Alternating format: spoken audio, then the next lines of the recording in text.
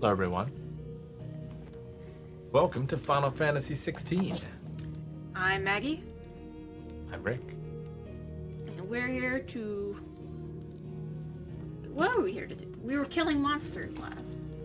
Yeah, we were going down the bounty board. It'd be a good way to warm up today as well. I can't remember which the last monster we killed. We'll have to go and look at the thing. Yeah, I've got the cameras off today. I don't feel like being on camera today. I don't feel like being under the lights in particular. So, I'm going to try it this way. I'm going to see how it goes. So you can see the big, old, beautiful Final Fantasy XVI in all of its glory. Full screen. Yeah, none of us, blotting out the magnificence that is...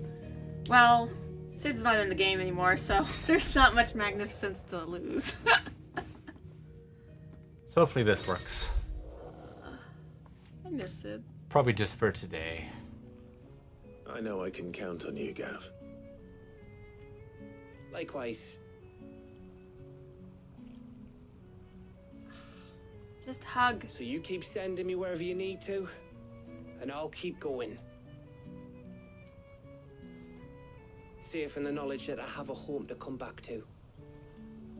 Thanks to you.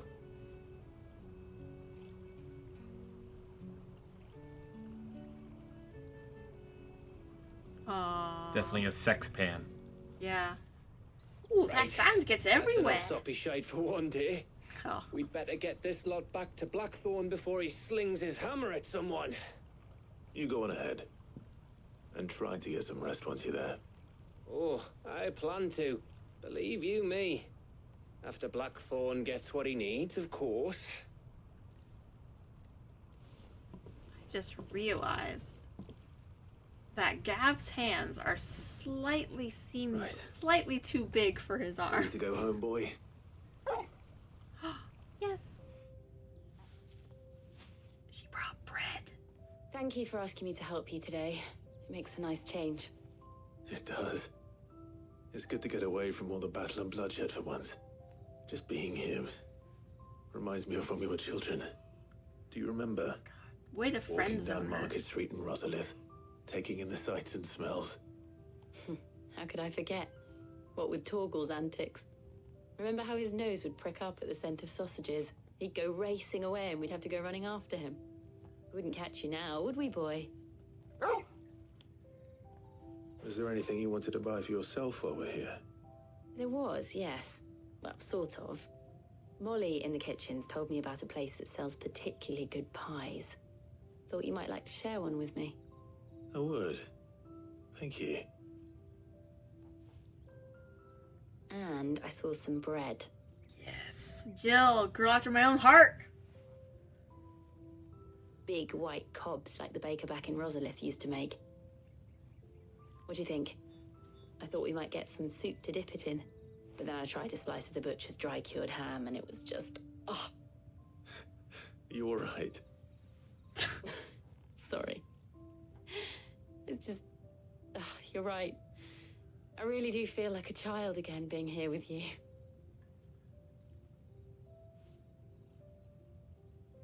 Clive. Is it wrong of me to enjoy this? No, Jill. This is how life should be. And it's how our lives will be when our work is finally done. When we can live on our own terms. I hope so. Thank you, Clive.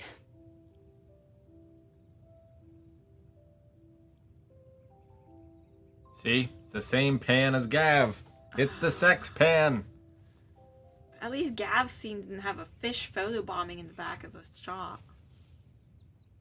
Well, I suppose we best be getting back. I need to give these ingredients to Harpocrates and Talia. I'll see you at the hideaway. Take care. I will. You too. You think something's wrong with Torgal? So you can read. Congratulations. But I didn't say I were wrong with him. I said something weren't right. He's not been eating me treats. He used to love cracking the bones from Molly's boiled brown, but now he won't so much as look at 'em. Didn't like him. Which is why I'm of a mind that his mind's on something else. You've not been working him too hard, have you? No harder than usual. Oh, so terribly. Is that it, boy? Do you need a rest? What was it you said he was? A frost wolf? That's what the lawsman seems to think. Go take him to Then the maybe snow. this all has something to do with whatever it is that's woken inside him. I suppose things have been different since Rosalith. Perhaps Harpocrates knows something. Instead of everything, you mean? Perhaps. And you just know that that cigar she smokes on just like smells like sharp, tangy peanut butter. She says he's hardly been touching his bones of late, and she believes it may have something to do with what happened at Rosalith Castle. I rather think she might be right, though not about his appetite. All canids are instinctively inclined to crack open bones for the rich marrow that resides within, and I see no reason why a frost wolf should be any different. Accordingly, I suspect it is not a lack of appetite that afflicts Torgal, but a surfeit of it. If we assume that his newfound magics require additional nourishment to sustain, it may well be that the bones Lady Karen is accustomed to providing are no longer sufficient. Frost Bigger wolves, after bones? all, habitually prey upon far larger animals, whose bones may yield altogether different nutrients. So she's like trying to give As him a to little chicken where one bone. might find a suitable substitute, some antelopes that graze the meadows of eastern Rosaria have been known to grow to a size more than double that of their lesser cousins. Are they all elder antelope? How many are we supposed to kill? I doubt we'll find one bigger than that. Correct answer is all of them. Level 33, yes. Stack them up. Got one. Got a femur. That's all we can get. Hit.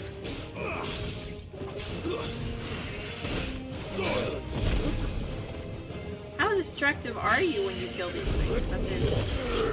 Oh, that's great.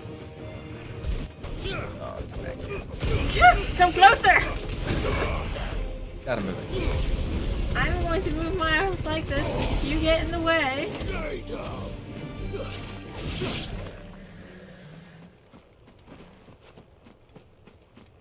Not enough.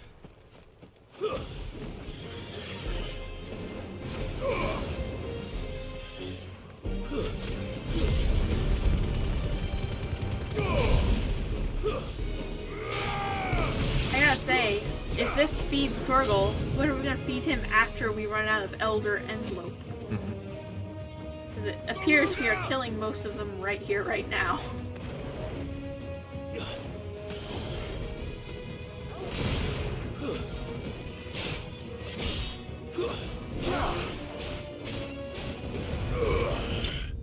Look at you!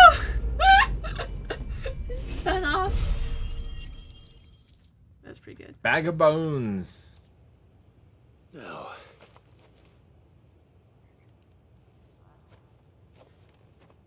Eat. Will it be enough, I wonder?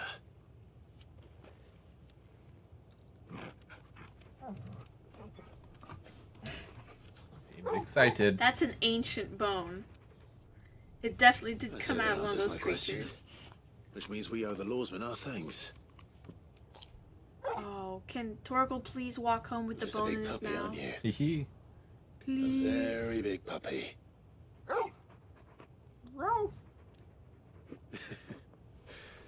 You do know you can take that with you, Torgal. Lady Karen will be relieved to hear you've got your appetite back. Come on, boy. How many of those things did he eat? all of them. Oh my gosh. Big pupper. So, Molly's leftovers weren't good enough, eh? That'll teach me for treating you like you're still a pup. All right, no need to shout. He is bigger Now I than know her. what you're after. I can see about getting some in. Speaking of which, I brought one for later. Can I leave it with you? He brought 5. You can, aye. I'm nice like that. In return, you can thank Tomes for me. The bloody know-it-all. I was just on my way to see him.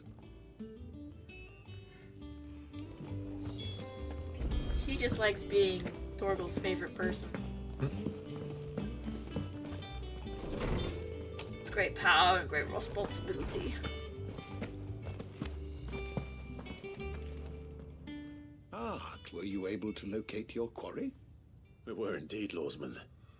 Very good, very good. Lady Karen sends her thanks, by the way, for your part in solving the mystery. Ah, but that reminds me. After your last visit, I found myself pondering Torgal's talents. Do you recall our conversation concerning Lady Jill's role in Torgal's transformation? I do. About how she somehow woke the power within him. Precisely She that. woke. A reasonable conclusion, I thought, but one which raised certain questions in my mind. You see, the Fenrir of legend served Shiva and Shiva alone, and while the powers attributed to him are certainly impressive, the records imply they are somewhat different in nature to those you describe Torgal as having used. What are you suggesting? That Torgal may be the beneficiary of more than one icon's power. Consider that in addition to Lady Jill, he has served as a loyal companion to you, your brother, and even the late Cid. In short, the icons hitherto near at hand, or should I say at paw, have been diverse and plenty, and that number has only grown as the realm's dominance have fallen to your sword. One can but speculate as to how all of this has affected Torgal. He has seemed more fierce of late. And if I am not mistaken, he will grow fiercer still. We are fortunate indeed to be able to count him amongst our allies and not our adversaries. Oh, he's more than an ally. He's a friend. Torgal gets an icon himself. I can't Grows. wait. Grows like in size along with us. Oh. We turn. That'd be great. Would be great. We turn into Ifrit, and you just look to the side, and Torgal's gotten all huge. Yeah. This is Sid's handwriting.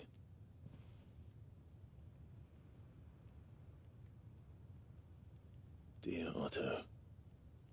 I may be drunk, but I wanted you to know this place would be fucked without you. Love you, you grumpy old sod.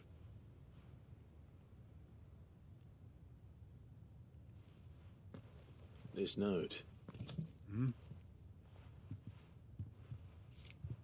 What about it?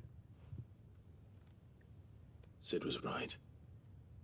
Without you, we'd all be lost.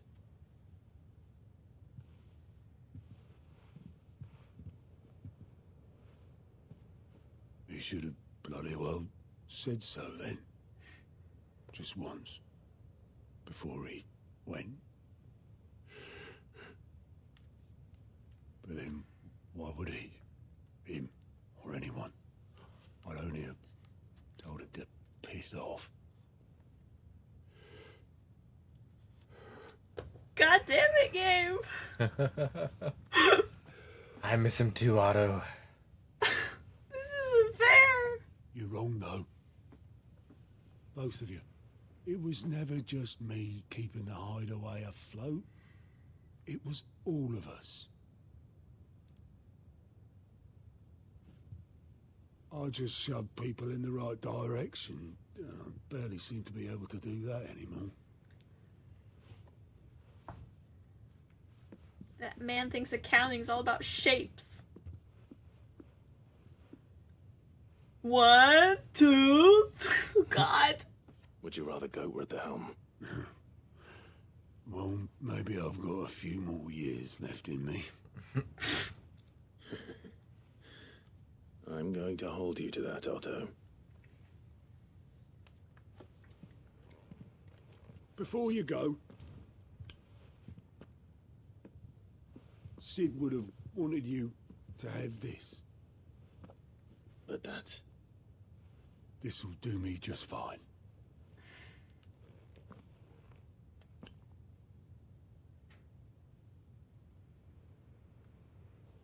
Thanks for the ray of sunshine. I'll see if I can't pay you back.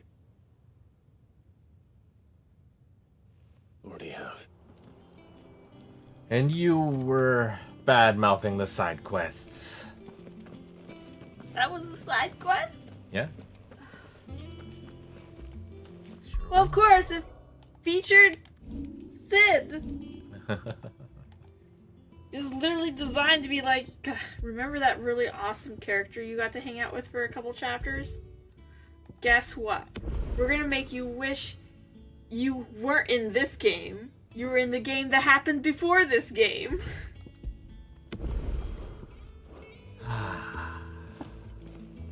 Still lives within us. Rick, his voice does things to me. It's pretty good. Alright, well, that's gonna do it for tonight. I need to recover. I need to recover from that emotional torment. Well, thanks, guys. It was fun. Have a good night. And dream of Sid. Indeed. Pour one out for Sid. Again. Bye, guys.